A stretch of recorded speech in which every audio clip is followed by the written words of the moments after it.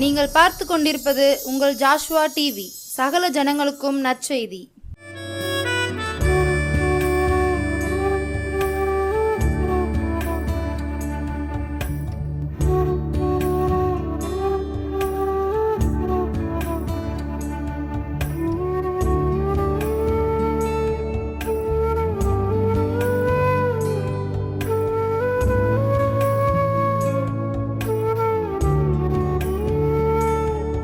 ஹல்லேலூயா. தேவனாகிய கர்த்தரின் திருநாமம் மையப்படுவதாக.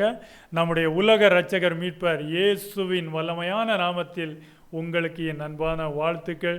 இந்த ஜோசுவா டிவி ஊழியங்கள் வழியாக உங்களை சந்திப்பதில் எனக்கு ரொம்ப சந்தோஷம். நாம் புது வருஷத்தில் பயணித்து கொண்டு இருக்கிறோம். இந்த வருஷத்தில் நாம் கடந்த ஆண்டில் இருந்த என்ன சொல்கிறது அந்த தவறான எண்ணங்கள் இந்த புது வருஷத்தில் நம்மை பின்தொடராதபடிக்கு நம்மை பாதுகாத்து கொள்வோமாக. அல்லேலூயா. கர்த்தர் அவ்விதமாக உங்களை ஆசீர்வதிக்கும்படியாய் நானும் ஜெபித்து கொள்கிறேன். நீங்களும் உங்களை புதுப்பித்து கொள்ளும்படியாய் இயேசு நாமத்தில் உங்களை நான் கேட்டுக்கொள்கிறேன். கர்த்தர் உங்களை ஆசீர்வதிப்பார். இந்த நாளில் நல்ல செய்தியாக நாம் பார்க்க போகிற வேத வசனங்கள் என்னென்னா, பேராசை நம் வாழ்க்கையில் என்ன செய்யக்கூடாது, இருக்கக்கூடாது. அல்லேலூயா. பேராசை இருக்கக்கூடாது. ரெண்டு மனசை பற்றி அப்போஸ்தலன் பவுல் எழுதியிருக்கிறார். ஆமாம், அந்த வசனத்தை தான் நம்ம பார்க்க போகிறோம். 1 தீமோத்தேயு 6ஆம் அதிகாரம் 6வது வசனம். 1 தீமோத்தேயு 6ஆம் அதிகாரம் 6வது வசனம். அடுத்து அதே அதிகாரத்தில் 10வது வசனம். 6வது வசனத்தில் என்ன எழுதியிருக்காருன்னா, போதும் என்கிற மனதுடனே கூடிய தேவ பக்தியே மிகுந்த ஆதாயம். 10வது வசனம், பண ஆசை எல்லா தீமைக்கும் வேறாய் இருக்கிறது. பண ஆசை எல்லா தீமைக்கும் வேறாய் இருக்கிறது. போதும் என்கிற மனதுடனே கூடிய தேவ பக்தியே மிகுந்த ஆதாயம். அல்லேலூயா. அன்பானவர்களே, எவ்வளவு தெளிவாக அருமையாக எழுதி வச்சிருக்காரா பாருங்க அப்போஸ்தலன் பவுல். ரெண்டு மனசை பற்றி பேசுகிறார். ஒரு மனசு போதும் என்கிற நிறைவான மனசு. ஒரு மனசு எவ்வளவு வந்தாலும் போதாது போதாது பத்தாது பத்தாதுன்னு இந்த பேராசையில் தூங்காமல் அலைகிற மனசு. அல்லேலூயா. ஆமாம், எவ்வளவு இருந்தாலும் பத்தாது. இந்த பேராசை அது என்ன செய்யணும்னா தூங்கவே விடாது. ஆமாம், அந்த மனுஷனை என்ன செய்யும், இந்த பேராசை இந்த பண ஆசை என்ன செய்யும், தூங்கவே விடாது. ஏன்னா போதும் என்கிற மனது எந்த மனிதனோடு கூட அந்த தேவ பக்தியோடு இணைஞ்சி போதும் என்கிற மனசு, அந்த ஆண்டவர் என்னை ஆசீர்வதிச்சிருக்கிறார். இன்றைக்கி இந்த வாழ்க்கையில் கர்த்தர் என்னை வச்சிருக்கிறார். இந்த வாழ்க்கையிலே எனக்கு ஒரு நிறைவு இருக்குது. எனக்கு தேவையானதை இயேசு சந்திக்கிறார். இந்த வாழ்க்கை ஒரு நிறைவான வாழ்க்கை. கர்த்தர் எனக்கு கொடுத்திருக்கிற வாழ்க்கையில் எந்த குறைவுகளும் இல்லை. இது ஒரு நல்ல நிறைவான வாழ்க்கையில் தான் நான் இருக்கேன் அப்படின்ற அந்த நல்ல மனதோடு கூட தேவ பக்தி இருக்கணும். அல்லேலூயா. அதை தான் அங்கே சொல்கிறார். போதும் என்கிற மனதுடனே கூடிய தேவ பக்தி மிகுந்த ஆதாயம். ஆமென்.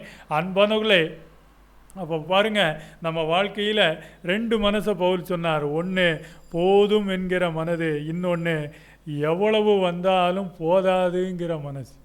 அல்லேலூயா.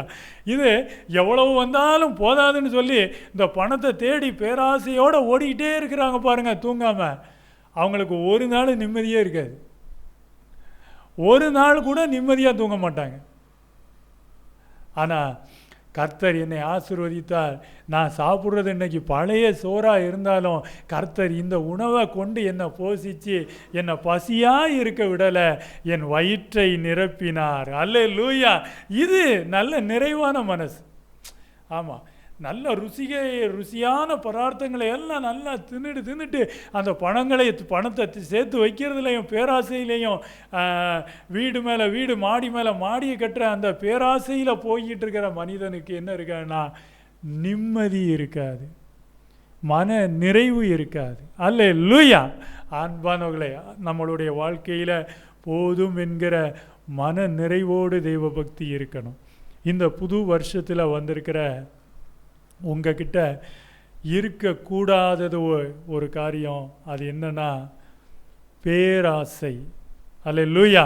பேராசை நம் வாழ்க்கையில் இருக்கக்கூடாது. அதை எடுத்து போட்டுருங்க. அதை உங்களிலிருந்து அழித்து போடும்படியாய் இயேசு நாமத்தில் நான் உங்களை கேட்டுக்கொள்கிறேன். பேராசை என்பது எல்லா தீமைக்கும் வேறாக இருக்குது. அந்த பேராசை என்ன செய்யணும்னா நம்மக்கிட்ட தீமையை கொண்டு வந்து குமிச்சிக்கிட்டே இருக்கும். இந்த போதும் என்கிற மனதோடு, நிறைவான மனசோடு பயணிக்கிறாங்க பாருங்கள், அவங்கக்கிட்ட அவங்க வாழ்க்கையில் தீமைகள் வந்து சேராது.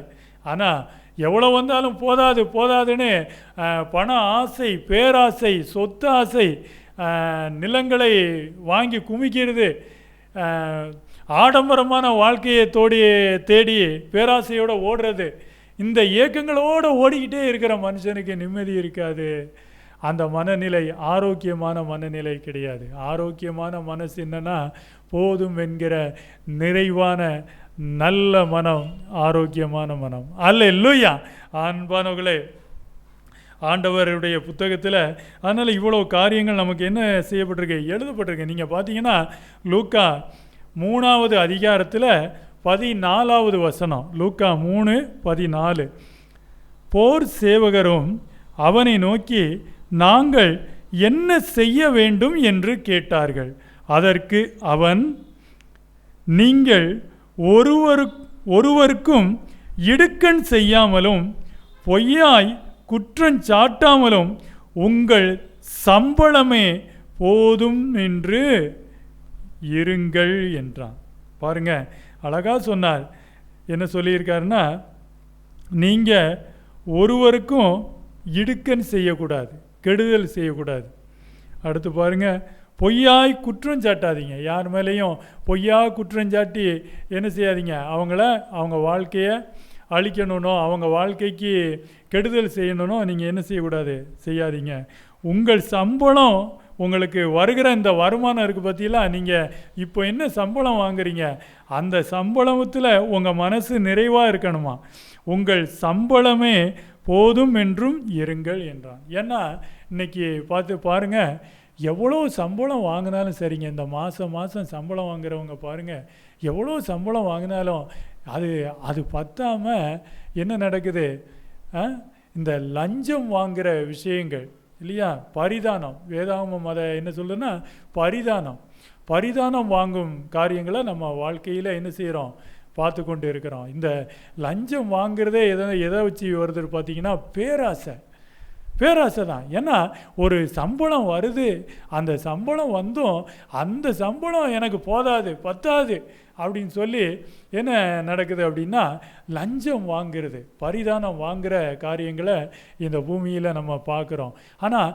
கர்த்தருடைய பிள்ளைங்க என்ன செய்யக்கூடாது, அப்படிப்பட்டவங்களாக நீங்கள் இருக்காதீங்க. அது கர்த்தர் அருவருக்கிற ஒரு காரியம். கர்த்தர் உங்களுக்கு என்ன சம்பளத்தை கொடுத்துருக்கிறாரோ, இப்போ என்ன சம்பளத்தில் நீங்கள் ஆசீர்வதித்து உங்களை வச்சிருக்கிறாரோ, அந்த சம்பளத்தில் உங்கள் மனசு நிறைவாக இருக்கட்டும்.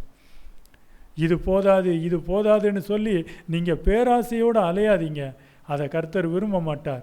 கர்த்தர் உங்களை ஆசீர்வதிப்பார். கர்த்தருடைய ஆசீர்வாதம் உங்களுக்கு ஐஸ்வர்யத்தை தரும். உங்களுக்கு இதை விட இன்னும் அதிகமான சம்பளம் மேன்மையாக கர்த்தர் உங்களுக்கு தருவார்.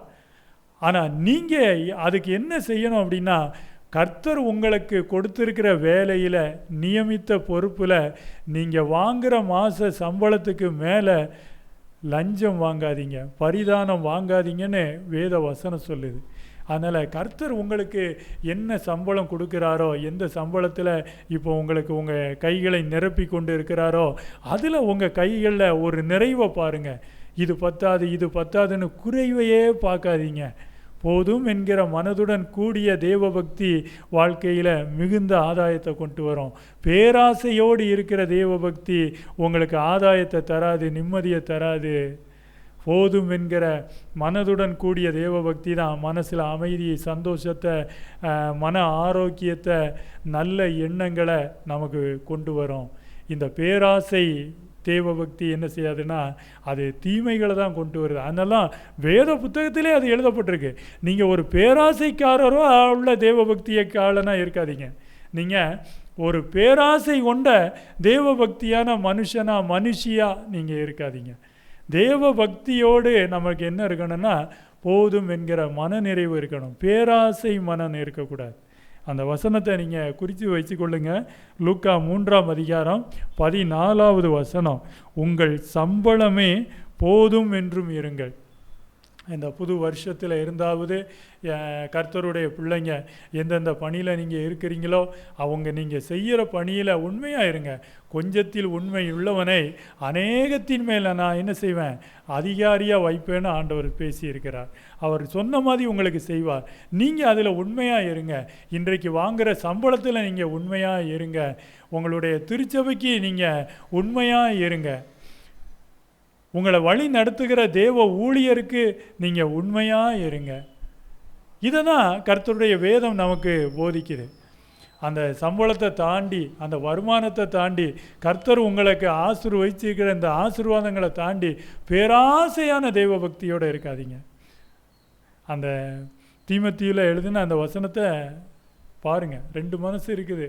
ஒன்று போதும் என்கிற மனதோடு கூடிய தெய்வபக்தி, இன்னொன்று பண ஆசை மேலே எவ்வளோ வந்தாலும் போதாதுன்ற மனசோடு இருக்கிற தெய்வபக்தி.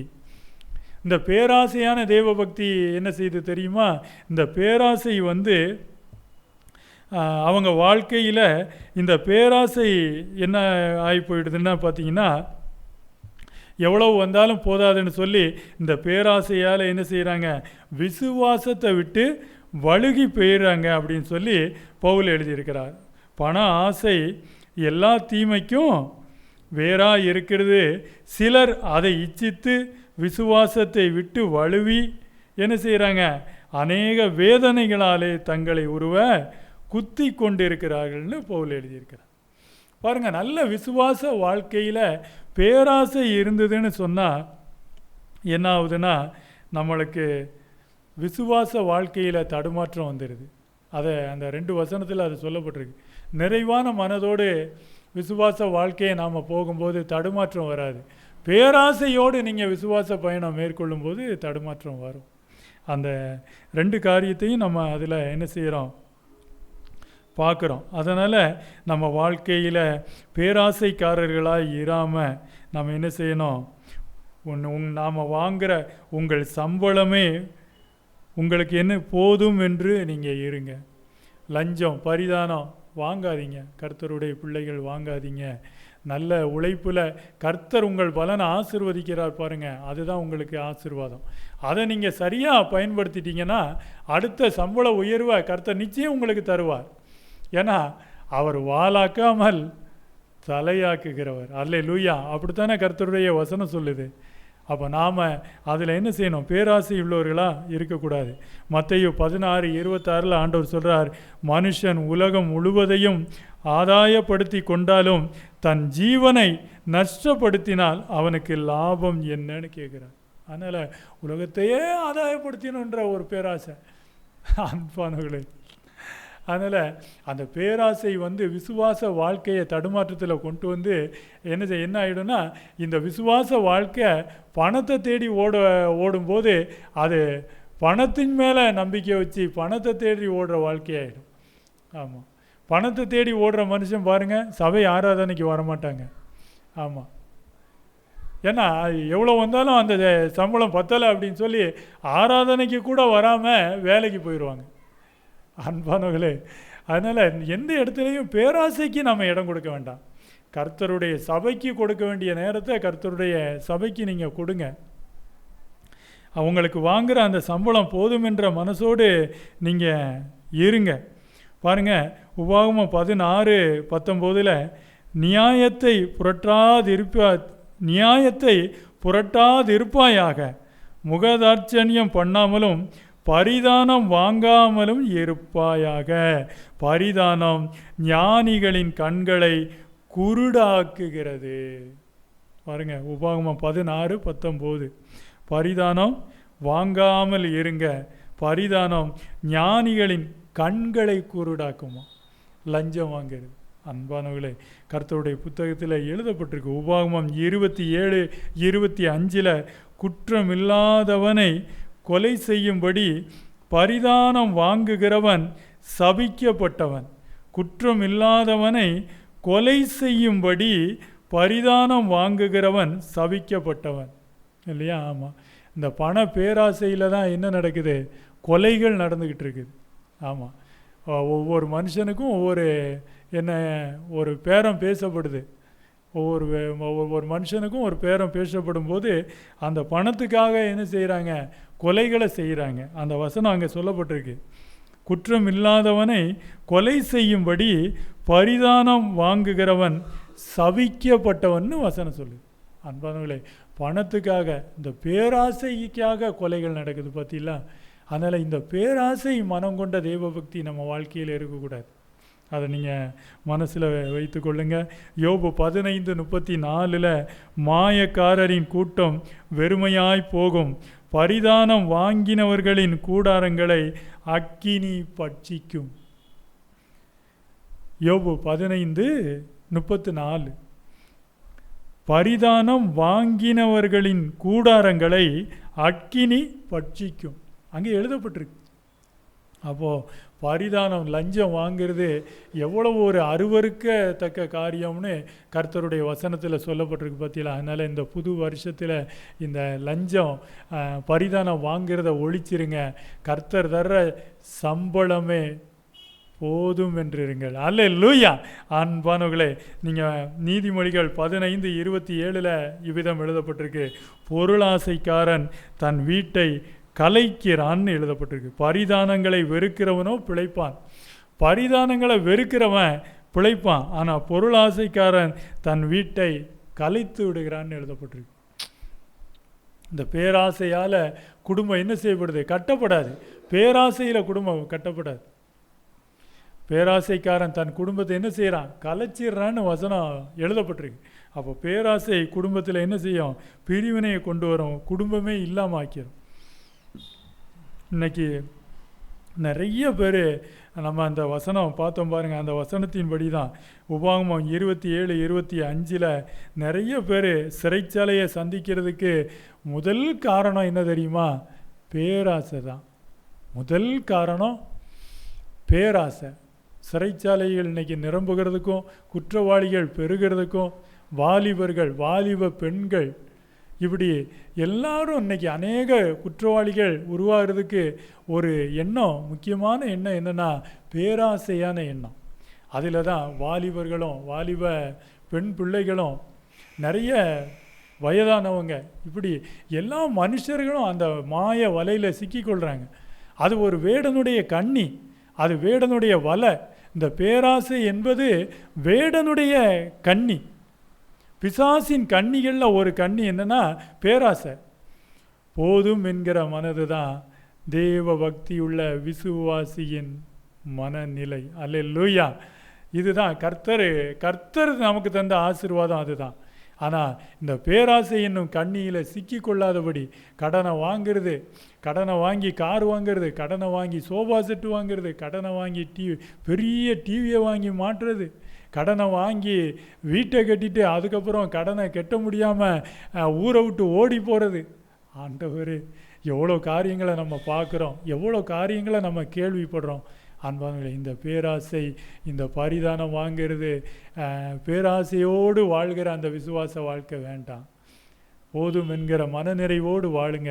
கர்த்தர் உங்களை உயர்த்த கர்த்தர் போதுமானவராக இருக்கிறார். அதனால் பரிதானங்களை என்ன செய்ய வேண்டாம், நீங்கள் வாங்காதீங்க, வெறுத்துருங்க அப்படின்னு கர்த்தருடைய புத்தகத்தில் எழுதப்பட்டிருக்கு. சங்கீதம் 15:5 வசனம் பார்த்தீங்கன்னா, தன் பணத்தை வட்டிக்கு கொடாமல் இருக்கணுமா. தன்னோட பணத்தை வட்டிக்கு கொடுத்து என்ன செய்கிறது? பேராசை. அதுவும் ஒரு பேராசை. அநியாய வட்டிகளுக்கு கொடுத்து வட்டியை வாங்கி சம்பாதிச்சிடலான்னு நினைக்கிறது ஒரு பேராசை. கர்த்தருடைய புத்தகத்தில் எழுதியிருக்கு, தன் பணத்தை வட்டிக்கு கொடாமல் இருக்கணும்னு எழுதியிருக்குது. சங்கீதம் 24:4 வசனம் பாருங்கள். கைகளில் சுத்தம் உள்ளவனும் இருதயத்தில் மாசு இல்லாதவனுமாய் இருந்து தன் ஆத்மாவை மாயைக்கு ஒப்பு கொடாமலும். அழகான வசனம். கைகளில் சுத்தம் உள்ளவன். ஆமாம், வாங்குகிற சம்பளம் போதும் என்று இருக்கிறவன் கைகளில் சுத்தம் உள்ளவன். இது போதாது என்று பரிதானம் லஞ்சம் வாங்குகிறவன் கைகளில் சுத்தம் இல்லாதவன். கர்த்தருடைய புத்தகத்தில் சங்கீதம் 24:4 வசனம் இவ்விதமாக எழுதப்பட்டிருக்கு. அதனால் கர்த்தர் உங்களுடைய கைகளின் பிரயாசத்தை நிச்சயமாய் ஆசீர்வதிப்பார். பேராசை நம்ம வாழ்க்கையில் எங்கே கொண்டு வந்து நிறுத்தும் தெரியுமா? அழிவில் கொண்டு வந்து தான் நிறுத்தும். ஆண்டவருடைய புத்தகத்தில் யூதாஸ் என்னும் ஒரு மனிதனை நம்ம பார்க்குறோம். எப்படி பணத்துக்காக கொலைகளை செய்கிறாங்களோ, பணத்துக்காக ஒருவனை காட்டி கொடுக்குறாங்களோ, அதே மாதிரியான ஒரு சம்பவம் தான் யூதாஸ் செய்த சம்பவம்.